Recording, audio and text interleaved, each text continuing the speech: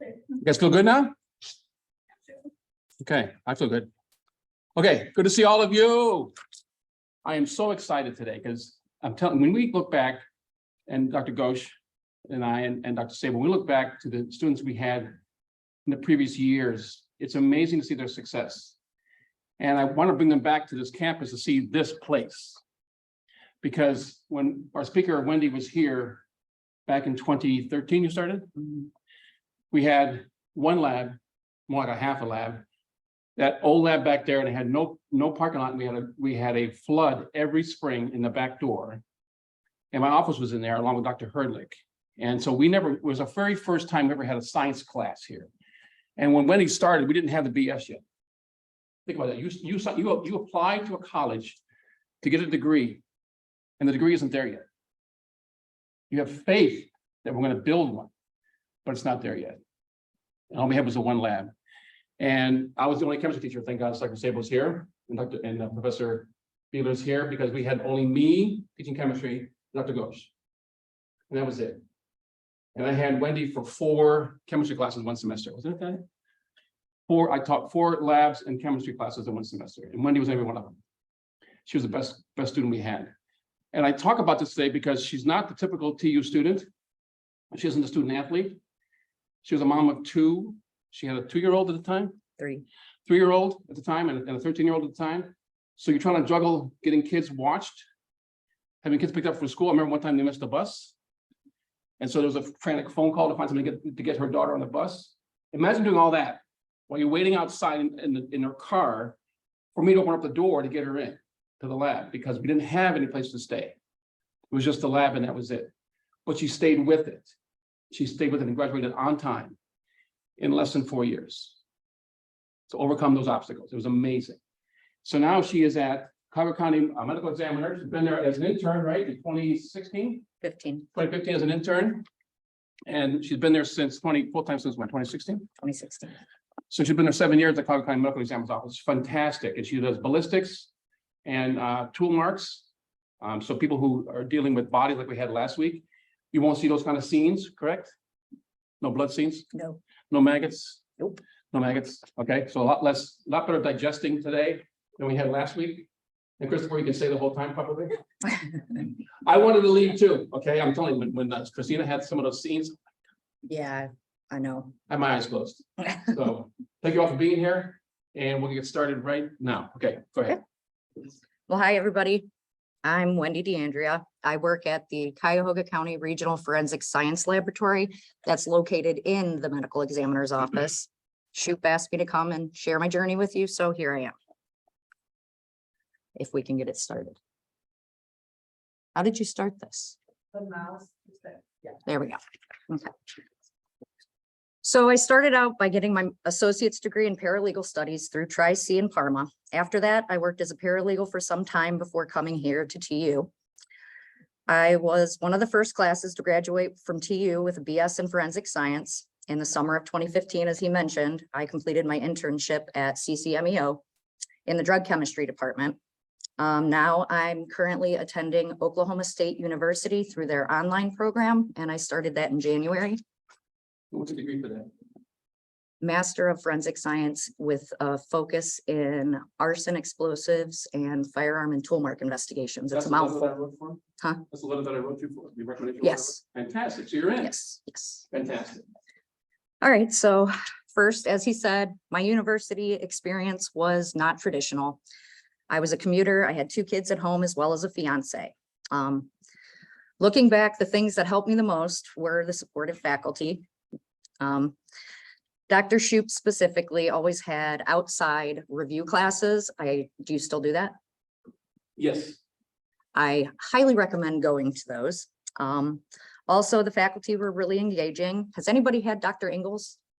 Is she still here? For math? Does she still hop up on the table? Yes. Yeah. Okay, just 10 years checking. later, she still does. That's No, great. just checking. How's her insurance program? She okay? Is she insured? Just kidding.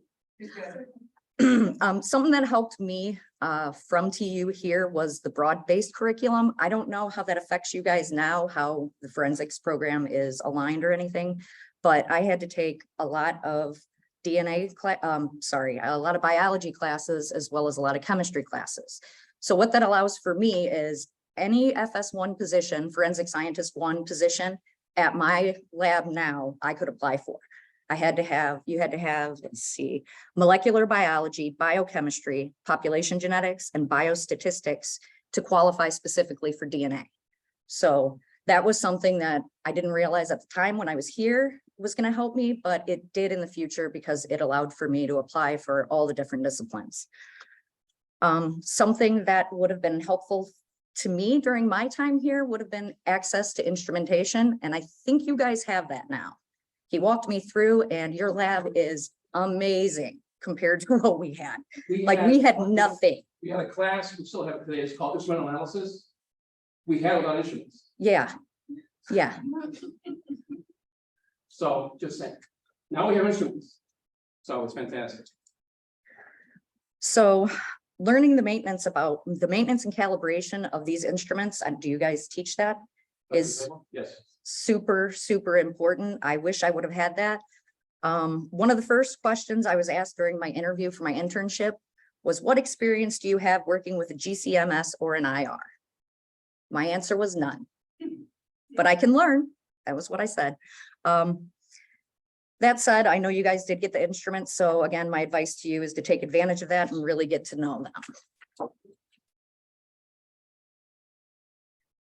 While I love my experience at TU and wouldn't change a thing, there were some challenges. First, I was old. I was way older than you guys. I was 32 when I started. I wasn't sure how that was going to go over with all the younger people. By the end, in the higher level classes, I realized that I probably was the only one that really noticed the age difference. I really tried hard to engage with my classmates and it seemed to work out well for me. I don't know if Shoop mentioned it, my daily commute here was an hour and a half here and an hour and a half home every day. In January, February. All year long. When Route 4 was always full of snow. There were days that he texted me and told me to turn around and go home. I remember that. For an 8 a.m. class, for example, I had to leave my house at 6:15 to allow for walking to class, finding parking. Again, throwing that out there about Dr. Ingalls, the locked door. So there was one day I had to stand outside and there was a snowstorm. Please let me in. She did end up letting me in, by the way. There were some days with the labs where I would go on with classes until 8:30 at night. So that meant I was left my house at 6:15 a.m. and didn't get home until 10 p.m. It was hard, but I made it through somehow. Also, while I'd been in college before, obviously a degree that was this heavy in the sciences was going to be hard. I knew that I was going to have to really focus if I wanted to get it done. Finally, the biggest challenge for me was balancing my school responsibilities with those at home. As he mentioned, I had 2 little girls, 13 and 3. I had a lot of responsibilities that had to be taken care of before I could ever even start my schoolwork. I had to learn how to do my work and study it every chance I got. There were many, many, many nights that I would stay up very late and then I would still have to get up and leave at 6:15. During those long days at Tiffin I mentioned earlier, I would sit in my car and catch up on whatever I could, which also meant climbing in the back seat of my car and sleeping. I know my challenges are probably quite different than yours, but I'm sure that most of you can relate to how hard it is to balance it all. Work, school, friendships, having fun. It's very hard to fit it all in. And that's actually a picture of all of us that were, did we all graduate? That was the first class in the Bachelor of Science program. What we used to have was it was a 2+2 program. We had they started in this criminal justice college.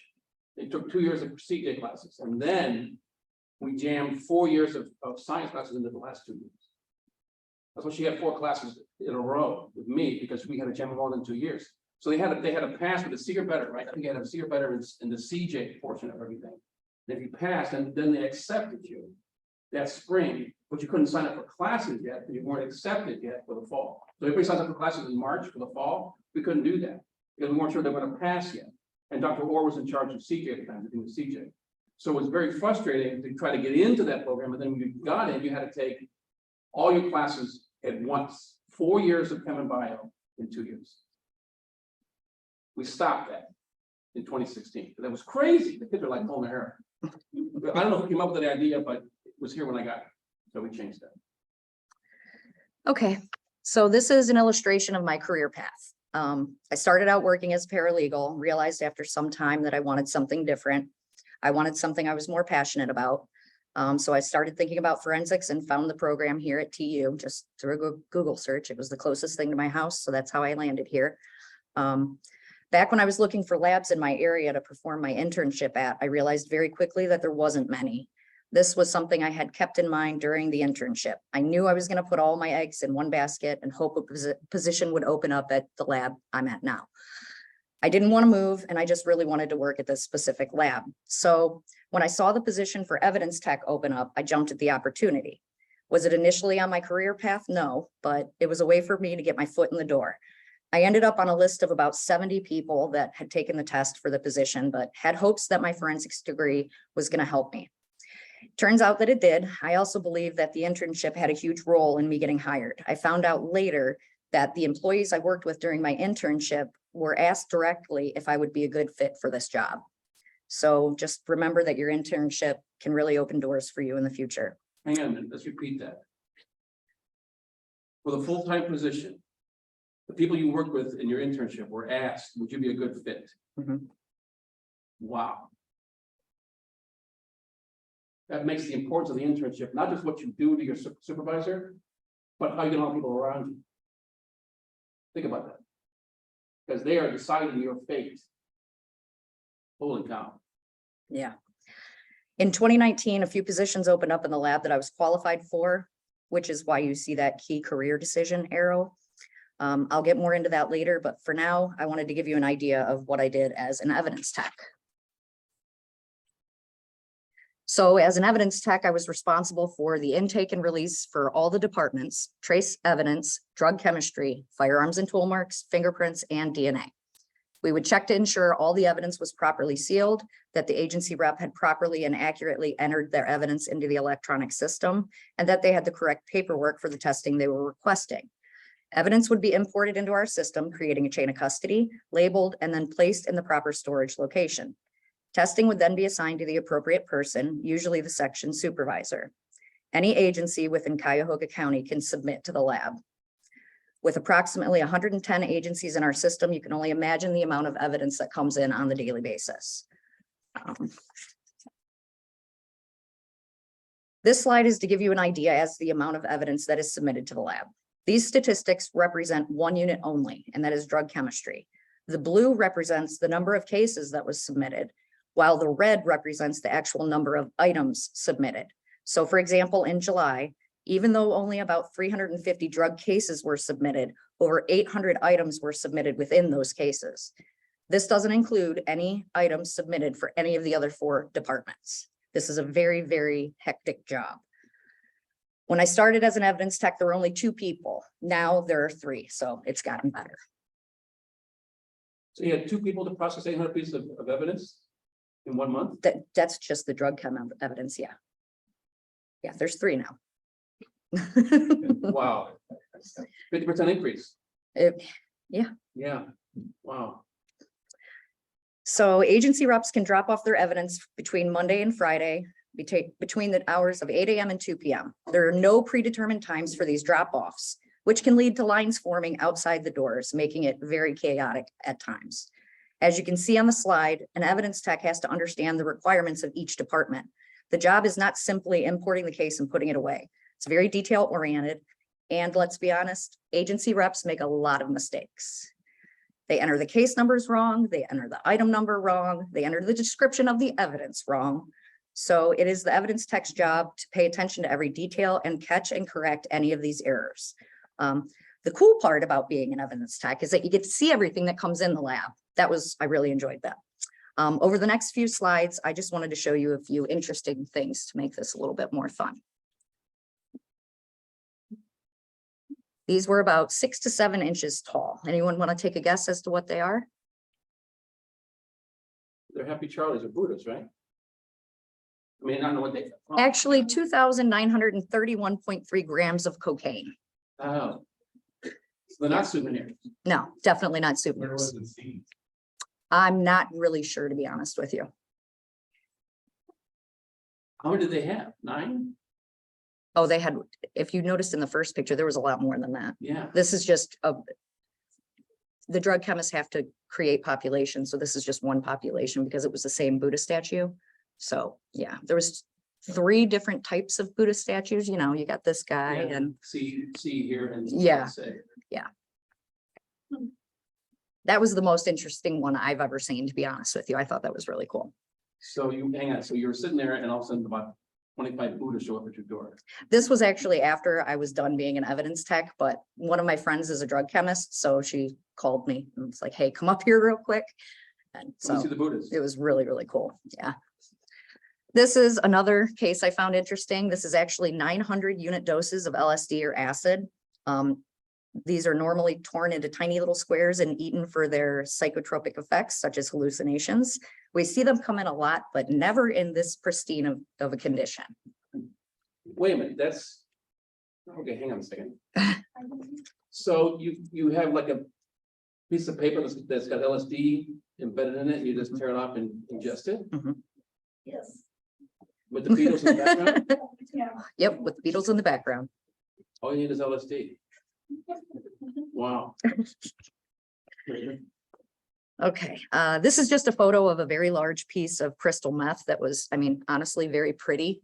That's disturbing, but, and another picture of just some THC edibles. This is where I'm going to stop and go into the next part of my journey. As I mentioned before, in 2019, 3 forensic scientist 1 positions opened up in the lab, 1 in trace, 1 in DNA, and 1 in firearms. Drug chem didn't have an open position, but it was still a part of my decision-making because since my internship, I wanted to work in that department. I had a lot to consider at this point. It was very stressful, to be honest. So this is my highly technical analysis of the pros and cons of the departments I considered. Hope it makes you chuckle a bit. Honestly, though, it would have been an honor to work in any of these departments. All of my coworkers are amazing and all of the departments work together very well. I had to step back and really think about what would be the best fit for me. I determined that the highly regimented procedures in the DNA department weren't for me. I wanted a position that had a bit more flexibility. Trace evidence was too morbid for me. I didn't want to work with dead bodies all day. I learned that early on.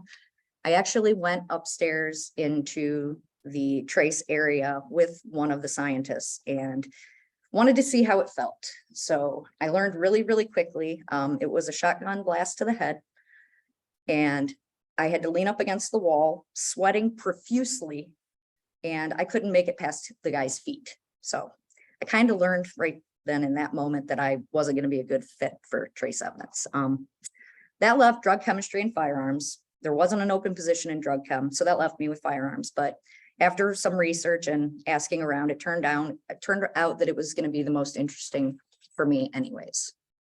So again, Hang on, back a minute. okay. One of the cons in your list of the tool marks was mouse traps and what? Back up to your carry a fly swatter, and there's so many So- mouse traps. Okay, we're in the basement clearly because we have to have our water tank down there. I mean, shooting guns on the 3rd floor, probably not a good idea. So of course we're in the basement, but we're also in the basement in the receiving department where all the bodies come in. So hence the odor and the fly swatter. The mouse traps, I got nothing on that one, but they're all over the place.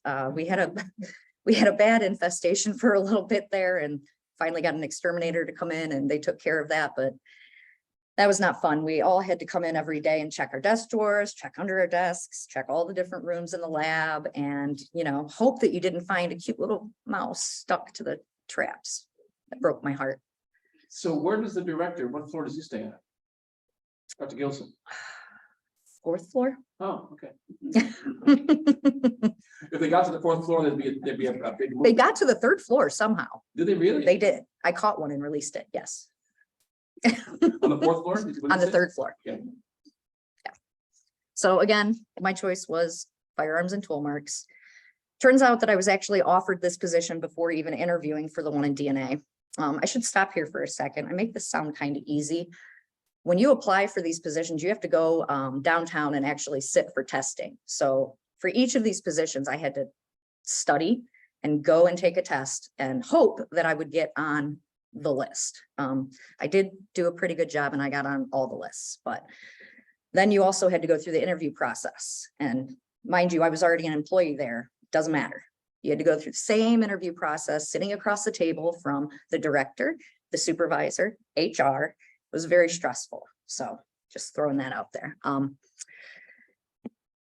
So again, I was offered the firearms position before even interviewing for the one in DNA, but I had already made my decision that firearms is where I wanted to be. So I immediately accepted it. There's a lot of room for growth. Upward training does take quite a bit of time, around 3 years, but the opportunity is there.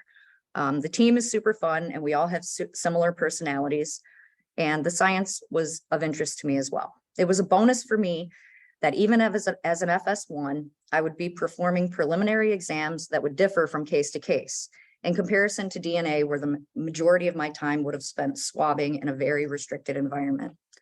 So now I'm going to get into what we actually do in firearms. So firearms identification is defined as a discipline of forensic science, which has as its primary concern to determine if a bullet, cartridge case, or other ammunition component was fired by a particular firearm. The foundation of the science stems from the understanding that no two firearms, even those of the same make and model and made consecutively by the same tools, will produce the same individual markings on a bullet or cartridge. This allows for us to link fired bullets and cartridge cases to a specific firearm, as well as determine how many firearms were used at a crime scene. Firearms examiners, FS2s and 3s, perform examinations of not only cartridge cases, but also bullets. As an FS1, our primary duties relate to test firing, cartridge case examination, and use of the Niven system. So that's pretty much what I'm going to focus on for the majority of my presentation. First, going into a little bit of detail about background things. What is a cartridge? It's a single unit of ammunition consisting of the cartridge case, the primer, propellant, and with or without one or more projectiles. There are many different types of cartridges. This is an example of one major difference in cartridges. Rimfire cartridges contain the primer in the rim. These are mostly 22 calibers. Centerfire contains it in the center of the cartridge. To better understand what we do, you also need to understand the cycle of fire of a firearm. This is important because it helps you see the many places that the cartridge hits or slides against in the firearm, which results in the markings that can be used for comparison. In this video, we will see the cycle of operation in a semi-automatic pistol. Watch as a cartridge is taken from the magazine and fed into the chamber.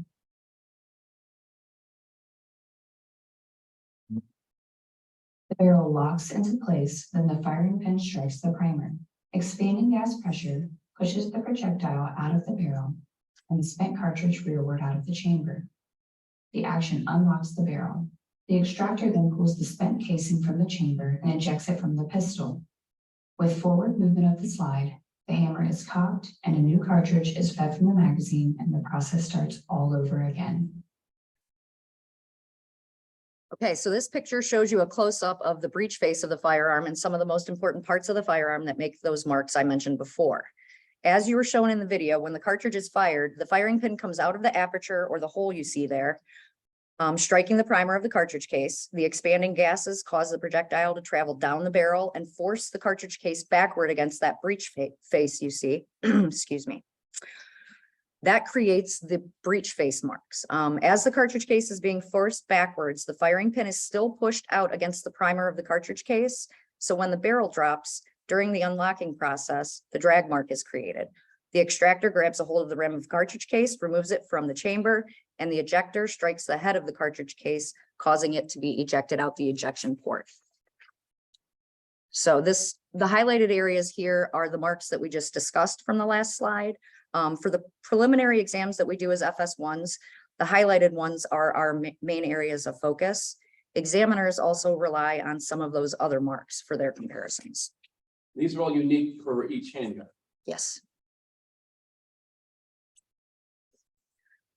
This is an example of the breech face of a firearm and the resulting marks on a cartridge case fired from that firearm. This firearm has an elliptical firing pin. The firing pin itself creates the impression in the middle that you see. The rectangular area around the firing pin impression is created as a result of the heat that is generated during firing.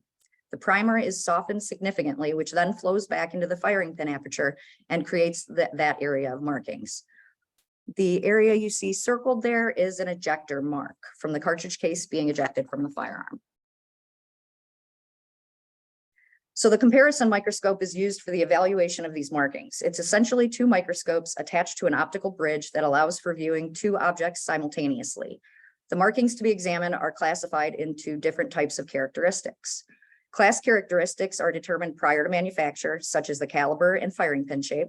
These characteristics help narrow down the process. Subclass characteristics are produced as a result of the manufacturing process. These are not used for comparison, so I'm not going to go into a lot of detail about them. Individual characteristics are produced by the random imperfections in tools used during the manufacturing process. An example of these would be the breech face marks I mentioned.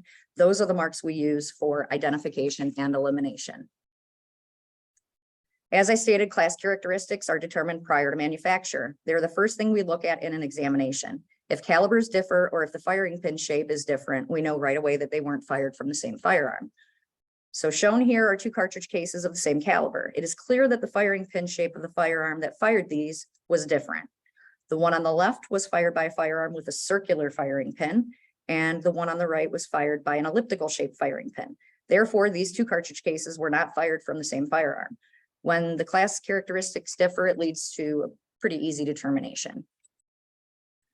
Individual characteristics are what allow for comparisons to be made. These photos show identifications. You can see how each striation within the left side of the photo matches directly up to those on the right. It's important to evaluate as many areas on the cartridge cases as possible. Simply looking at one area is not enough. If it matches on the left side of the firing pin impression, it should match on the right side of the firing pin impression. You should be able to also match up any other markings that I mentioned before, like the extractor marks, ejector marks, etc. Now that you have a good idea of the basis of firearms, I will explain a little bit more about what I do day to day. So when firearms are submitted to the lab, they must be test fired and entered into NIBIN. The first and foremost important thing that one should do when taking a firearm out of the packaging is to check and make sure it's not loaded. The way you do this is a little different for each type of firearm. With that in mind, I'll walk you through the process for a semi-automatic pistol. First, you're going to make sure there's no magazine inserted in the mag well. Next, you're going to rack the slide back, use the slide lock, and check the chamber. After ensuring that it's not loaded, it's pertinent to turn the gun around and face you, which I know most people wouldn't expect to do, and make sure that there are no obstructions in the barrel. We note any safeties and check that they're working properly. The next step requires knowing about semi-automatic versus fully automatic firearms. A semi-automatic firearm will fire one projectile with each pull of the trigger. However, a fully automatic firearm will keep firing projectiles so long as the trigger is pressed. This is important to know because not only are fully automatic firearms difficult to handle, but it also indicates that some type of alteration has been made to the firearm. So to check to make sure it hasn't been altered, we check for the disconnector to reset. By racking the slide as if you were going to fire it, you pull the trigger and then you would let go slowly. While letting go slowly, you're listening for a click of that disconnector to reset. So then we fire about 4 cartridges into the water tank and collect the bullets in cartridge cases for evaluation. One quick note, fully automatic have been illegal since late 70s? Around there? Sure. I'm not sure. But they're illegal.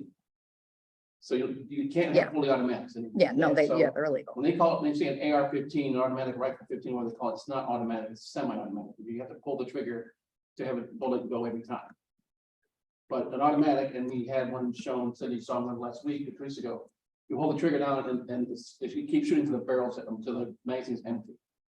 Those are no longer being made. And I think I'd say about mid-80s, I think they started, or late 70s.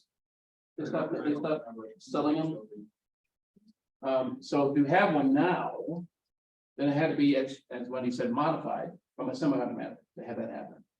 And the guy in Las Vegas had what's known as a bump stock, so that when it fired, it went against the shoulder and it actually forced the gun to fire again.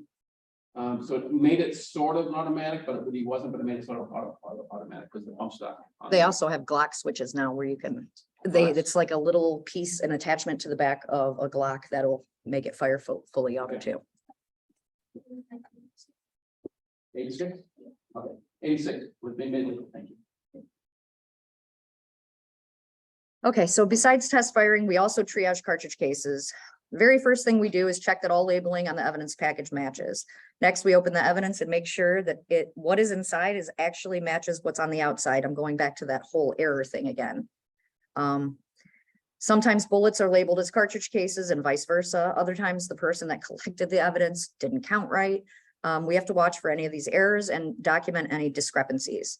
We then clean the cartridge cases and perform a preliminary examination of them. For test fires that are submitted to the lab and not created by us, we're just making sure that they match, because believe it or not, they also submit, you know how I showed you the circular versus the elliptical? Well, they'll also just randomly shoot at their range and collect stuff and submit it to us. And they'll say it's a test fire from this specific gun, but the cartridge cases don't match. So that happens too. So for crime scene evidence, we are comparing all of the cartridge cases to determine how many firearms were used. The extractor mark is located on the best representative samples from each firearm involved and marked with a marker. For NIBIN entry, which we will discuss next, the cartridge case needs to be entered with the cartridge or the extractor at 6 o'clock. Of course, we do the required documentation on worksheets and evidence submission forms. NIBIN is a National Integrated Ballistics Information Network. It consists of 2 different stations, brass tracks and match point. A cartridge case is entered into the brass track station, which then takes 2D and 3D images of regions of interest on the head of the cartridge case. Match point is the image comparison station. A list of possible matches is generated in the system. Those matches are then reviewed by one of us scientists. We look at the top 30 results as required by ATF. If we determine that there is a lead, that lead must then be peer reviewed before notification can be sent to the investigating agency. These leads are preliminary in nature. This is a more detailed view of what happens within the NIBIN system. The cartridge case is entered into brass tracks, which takes the images. The images and demographic data is then sent to the data concentrator, which saves the information and generates a correlation request. It's then sent to the correlation server, which uses different algorithms to generate the list of possible matches. The results are then sent back to the data concentrator, which forwards the information to the match point system. Again, a scientist will review the top 30 results in the list of possible matches to determine if there are any leads. Now I'm going to show you how the leads can actually help in the investigation. So the case up top here is a test fired cartridge case from a having weapons while under disability charge out of Cleveland Heights. This is the one that I'm going to say I was correlating in the match point system. After reviewing the top 30 matches, I determined that there were 3 leads or matches to a cartridge case found at a felonious assault crime scene in Lakewood, to a cartridge case found at a homicide crime scene in Euclid, and to a cartridge case found at an aggravated robbery crime scene in East Cleveland. This means that the firearm collected in Cleveland Heights was most likely used in all of these cases. All of the agencies would be notified that these cases have been linked in the NIBIN system. This would allow for them to reach out to each other and further their investigations. It's important to remember that while NIBIN is an excellent tool, none of the information received can be used in court. When a cartridge case comes into the lab, is entered into NIBIN, and a lead is generated, the agency then has to submit the cartridge cases involved in the lead back to the lab for microscopic comparison by a firearms examiner. Then a report will be issued with their findings. That report is what can be used in court. Okay, so the next video gives you an idea of what actually happens. I know that was pretty dry. Sorry, thank you for bearing with me. But the next video is when Cleveland 19 News came in and interviewed one of my coworkers, and you'll see me in the video demonstrating. Wendy, just make sure. So NIBIN tells you that these are potential candidates. Then you have the scientists and have to determine that yes, they are or not. Yes, the actual cartridge cases. So in the slide before, all of those cartridge cases from all of those scenes would have to be submitted to the lab to be compared to one another before a report would be written. Okay. Yeah. Local police also test fire seized guns and collect those shell casings, along with any shell casings from the crime scene, and they wind up at the Cuyahoga County Medical Examiner's office. This cartridge case will be marked uniquely from each gun. So it's almost like a fingerprint. That's where the NIBIN machine is. NIBIN stands for the National Integrated Ballistic Information Network. Tina Stewart, a scientific examiner with Cleveland Police, explains to us how it works. What we're doing is we're looking at the markings on the surface of the cartridge case right here. NIBIN takes digital images This is the holder, and she'll put the cartridge case in the holder. so they can compare the evidence to what's in the database, locally and across the country. It goes to a central computer where it can kind of compares everything, almost like Google. The next day, they see if there's a match. You manipulate it like this and look at the surface. This a rare glimpse behind the scenes of how forensics can help solve crimes. See how these have the same markings? That tells me that this is probably a match. Once Stewart gets a NIBIN match, that doesn't mean they're ready to make an arrest, but they could be close.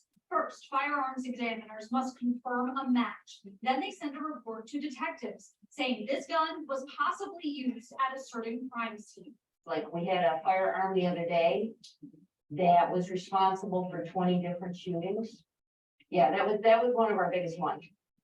Across the building, we got to look inside the gun library at the medical examiner's office with several hundred guns donated by local police departments.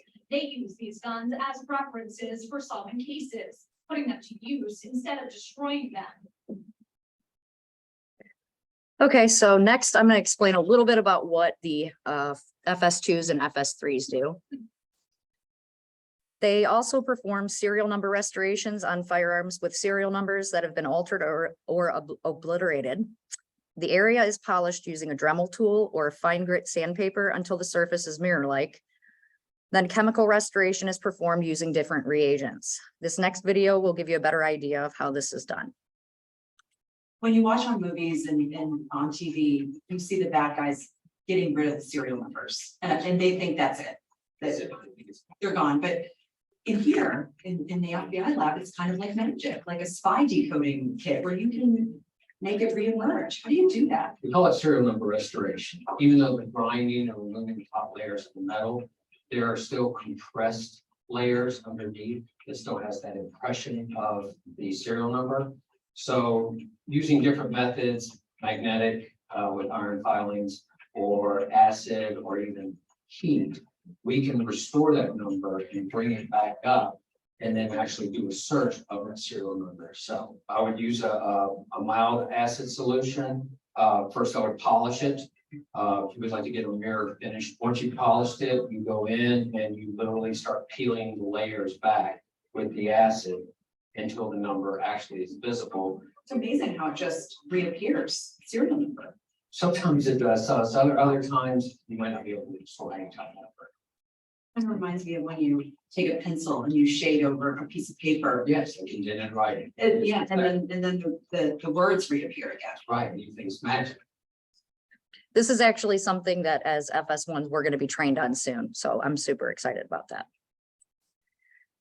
Examiners also perform microscopic cartridge case and bullet comparisons. In their comparisons, they're guided by the AFD range of conclusions that you see here. As you can see, those characteristics that was discussed earlier come into play here.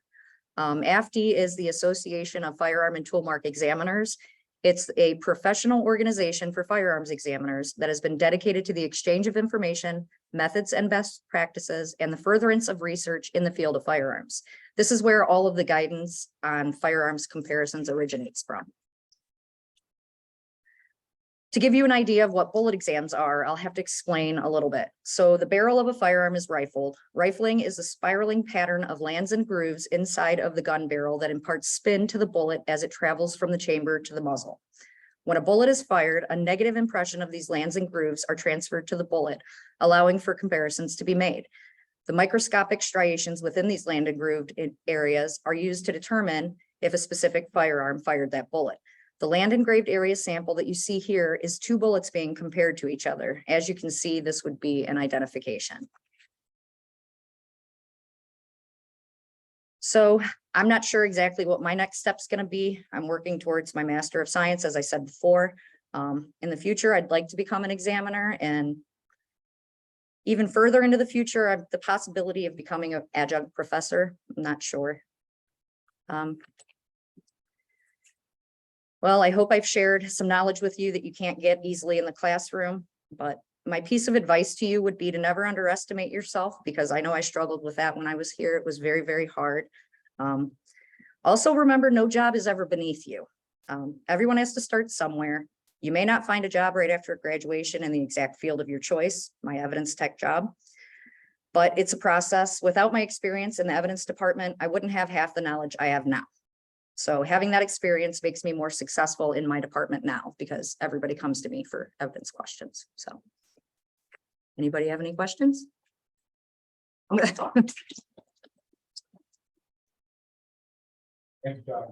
Thank you. I have a ton of them. I'm gonna. Oh, Jason. I think that I want you guys to think about the forensics field, and I'm glad Wendy was here today for many different reasons, but one of them is because this is critical in any kind of case. Did that gun fire that bullet that killed that person or not?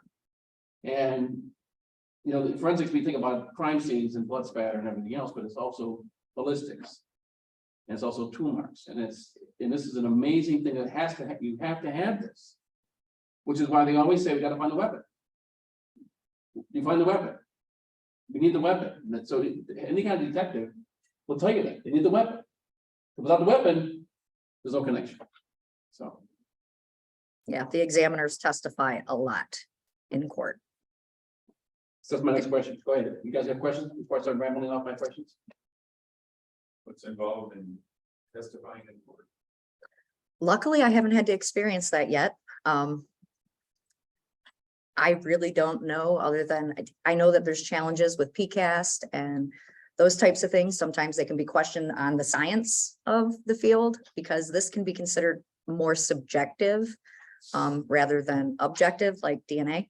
So sometimes they get asked questions about, you know, validity of the actual science.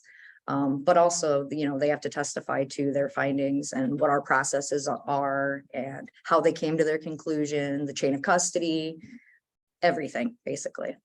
It's usually about a 2-hour process when they're on the stand. I have a striation question. Hmm. When you try to match these things up, I mean, how many different levels you have to have matched? You know, to say that the bullet came out from this gun because the same bullet looks like this. I mean, you have all these different marks on that bullet. But how many do you have to have striation wise from the lines of groups? How many you have to have matched? Leave up? it to you, Shoop, to ask me the question that I have to say I do not know. It's to. okay. I don't believe it. No, there's something called consecutive matching striae, and I know that they have certain rules and restrictions that they follow, but again, ours is preliminary, so we just have to match up as many areas as possible. And on the casing or on the bullet or on both? The cartridge cases for us, Casing. but when it comes to both, there's very specific rules in regards to it. How many cases a year? How many cases a month do you have? Well, there was 4 homicides just last weekend in Cleveland, if that gives you any idea. We have a significant backlog, I'll say that. We're all caught up on the NIDA process, and we actually have 6 FS1s now. We only had 3 when I was hired in 2020. So, but yeah, the backlog is significant in regards to the examiners. They literally work off of a spreadsheet that is all trial based. It's coming up for trial, it has to be worked. Really? That's how they do it. So the priority is based upon that. Sadly. But if somebody were to confess, then you don't need to have it anymore, or you do? That's all on the prosecution. Okay, I really don't know. interesting. What do you wish we had more of here in terms of undergraduate coursework for forensics? I think a firearms class would be obvious in my scenario here. I was just thinking of that. It would be, We do one class, forensic science. I take the kids to Blackburn. I didn't do this with you guys though. But I take my students to Blackburn Shooting Center. And they shoot AR-15s and 9mm. And so everything you saw today, the casings and everything else that they're exposed to, I think it'd be fantastic to have at least a couple of lectures on that, and not just one day, which I have right now. I have the lecture on it, and I have the lab on it, but you're right. Because I don't think there's enough experts in this field that are out there right now, hence the backlog we got. No, it's very, very hard. If we lose somebody, it makes for it to be even clearly more difficult than it already is. I know when I started as an evidence tech in 2016, there was no firearms department at the lab. They were trying so hard to create it and to transfer it over from the Cleveland Police Lab. But they couldn't find a supervisor. They could not find someone qualified enough. Eventually they did, and they, started through the process, and before it even got opened, he was gone. Then they found somebody else. And then, year and a half later, he was gone. Now we finally have somebody who's been here for a good number of years, but it's very, very hard to fill a position. But it does put an examiner in a good position to negotiate for salary. I will say that. And so supervisors are gonna have to have at least a master's degree in this? Supervisor? I Yeah. think so. Yeah, okay, wow. Wow, okay, I'm gonna keep you guys, any other questions? Would it be bad for me to ask, like, what's your salary for this job? No, I don't mind. Well, I can tell you as an evidence tech, I made $17.50 an hour. So I made 38 a year. It was good enough, but honestly, I got about a $7 an hour jump when I got hired as an FS1. And then we unionized. And I got another $5 an hour jump. So currently I'm making $31.50 an hour. Fantastic. When'd you guys unionize? About a year ago, a year and a half ago. Wow, fantastic. Yeah. Yay, Mhm. that had to be such a great feeling. I mean, it's a great question, because, right, is it worth it? Is it worth all the school you went to and how, and we're expensive as hell? So is it worth the degree here, given the salary you have now? But I think your experience in evidence helped a lot in your success now in firearms, or in tool marks, I would think. Yeah, 100%. Yeah. Yeah. Fantastic. Yay. I can see where you're awesome at that evidence tech job. It's good.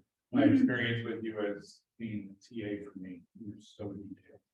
I tend to be very detail oriented, and I love that job. I love that job so much, but it just wasn't enough money. Mhm. So if they would have, we always talk about if they would have created like a supervisory position for the evidence tech department, I would have jumped on it in a heartbeat. Because I just loved organizing and handling all of that. It'd be sad to see you go. I mean, not leave the department, but leave that area. Mhm. They had to be. So when you come back next year, you can answer Shu's question.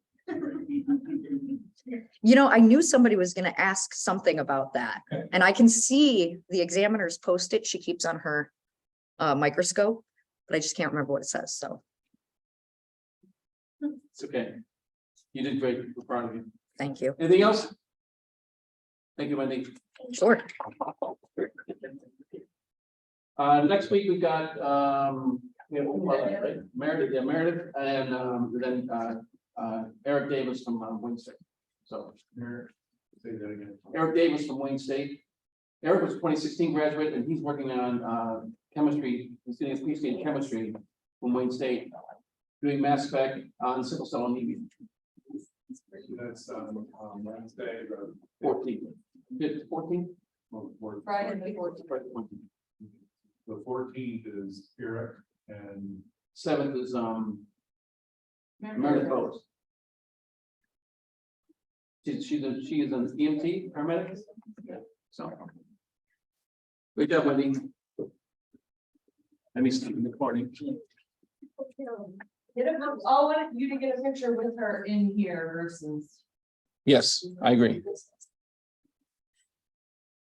So, the student that was sitting back here was a prospective student and her mom's. That's not nerve-wracking at all. yeah, they had a tour with me beforehand. Yeah, I just invited- and you recorded this and you put it on your Mhm, YouTube channel. Would mhm, you send that to Dr. Sabo so he could send Yep. it to them? Absolutely. I just, so the girl didn't want to leave and the mom was like, no, we have to go.